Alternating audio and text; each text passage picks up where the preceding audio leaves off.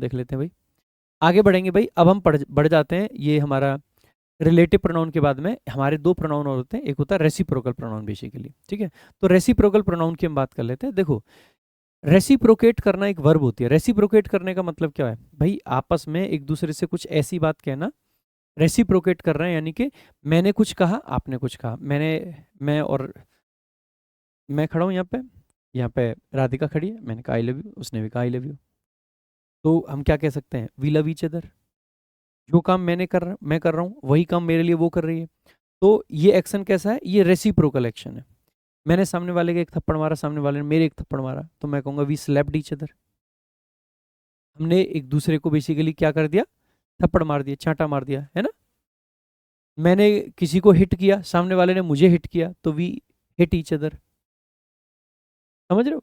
मैंने सामने वाले को गले लगाया, अब मैं सामने वाले को गले लगाऊंगा तो ऑब्वियस सी बात है सामने वाला भी मुझे गले लगा लेगा, तो वी हग्ड ईच अदर। तो ऐसे एक्शंस जो एक तरफ से नहीं, दोनों तरफ से हो जाते हैं। सब दोनों ही उसमें डूअर होते हैं करने में, और दोनों ही उसके रेसिपिएंट होते हैं। उन एक्शंस को दिखाने के लिए हम क्या लगाते हैं, आप कहोगे सर उन एक्शंस को दिखाने के लिए रेसिप्रोकल प्रोनाउन का यूज करते हैं।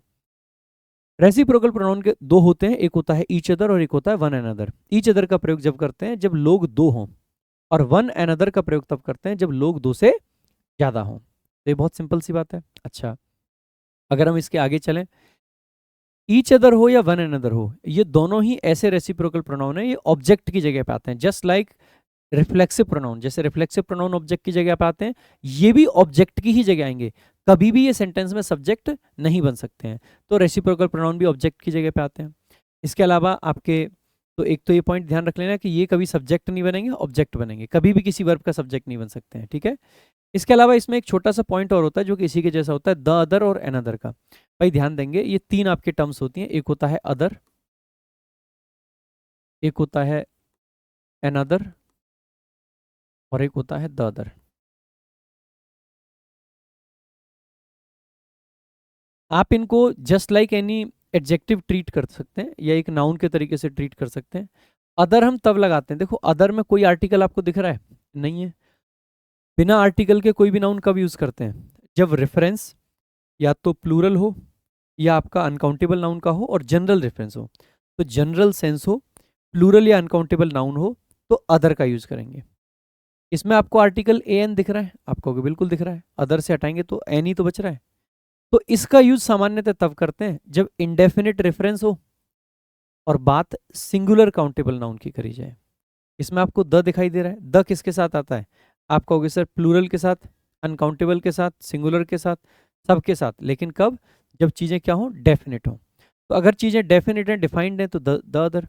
इनडेफिनेट है तो इनमें से कोई, ये सिंगुलर के साथ, प्लूरल और अनकाउंटेबल के साथ वो वाला। अनदर का एक सेंस और होता है एडिशनल, एडिशनल के सेंस में भी अनदर का यूज कर लेते हैं। देखो एक बारी, तो ईच अदर दो के लिए आता है, वन अनदर दो से ज्यादा के लिए आता है। Ram and Shyam love each other. अब राम एंड श्याम एक दूसरे को प्यार करेंगे तो गड़बड़ हो जाएगी, है ना। All the boys help one another, एक दूसरे की हेल्प करते हैं, ठीक है, मोर देन दो का सेंस है, ठीक है। बाकी अनदर मैंने बताया एडिशनल, वन इंडेफिनिट सेंस बनता है। The other basically the remaining one, ये डेफिनेट सेंस बनाता है। द अदर्स लिख लो, द अदर्स भी बेसिकली डेफिनेट रिमेनिंग। ये देखो एक बचा हुआ और ये एक से ज्यादा बचे हुए। सिंपल अगर हम अदर लिखेंगे, या सिंपल अगर हम अदर्स लिखेंगे, तो इनके सेंस बनेंगे बेसिकली जनरल सेंस, ठीक है। ये अनकाउंटेबल के लिए आ जाएगा, नीचे वाला बेसिकली प्लूरल का रेफरेंस दिखा देगा, ठीक है। देखो आगे, the team members congratulated each other after the tournament. अब देखो जनरली टीम मेंबर्स कितने होते हैं, दो या दो से ज्यादा। आप कहोगे सर नेचुरली टीम मेंबर्स दो से ज्यादा होंगे, दो से ज्यादा होंगे, तो आप कहोगे सर ईच अदर नहीं, हमें किसका यूज करना चाहिए, वन अनदर। अब मान लीजिए कोई टीम ऐसी है जिसमें दो ही मेंबर्स हैं, तो जनरली जैसे आप कह सकते हैं बैडमिंटन की टीम हो गई, बैडमिंटन की टीम हो गई, या फिर आपका टेनिस हो गया, जिसमें दो ही प्लेयर होते हैं। अब जनरली उसमें फिर टीम नहीं कहते हैं, कह सकते हैं बोथ द प्लेयर्स, इस तरीके से। तो टीम कह रहे हैं तो मान के चल रहे हैं दो से ज़्यादा होगा, ठीक है। आई हैव टू ऑप्शंस, मेरे पास दो ऑप्शंस हैं। वन इज टू लीव, एक तो ये कि छोड़ दूं, and another is to stay. अब देखो मेरे पास दो ऑप्शन है, एक ये एक्स है और एक ये वाई है। मैंने कहा कि एक्स का मतलब ये है कि भैया छोड़ देते हैं। अब ये जो वाई बचा, ये डेफिनेट है इंडेफिनेट, अरे भाई दो में से एक की बात कर ली तो जो बचा हुआ है वो तो डेफिनेट है ना, डेफिनेट है तो अनदर का सेंस नहीं आएगा मेरे भाई, किसका आना चाहिए? आप कहोगे sir the other, the other. There are 3 cars available, 3 cars available हैं, ठीक है, वन इज ब्लैक, एक ब्लैक है, and the other are white.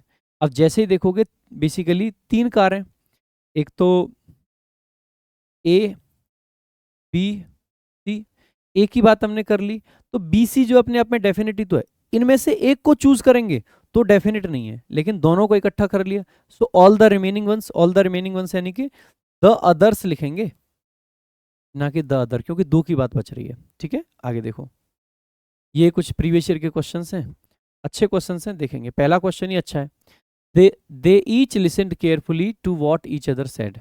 अब जैसे ही देखोगे ना, दे सेंटेंस का सब्जेक्ट है, लिसनड आपकी वर्ब है, ईच इसको एम्फेसाइज करने के लिए आ रखा है।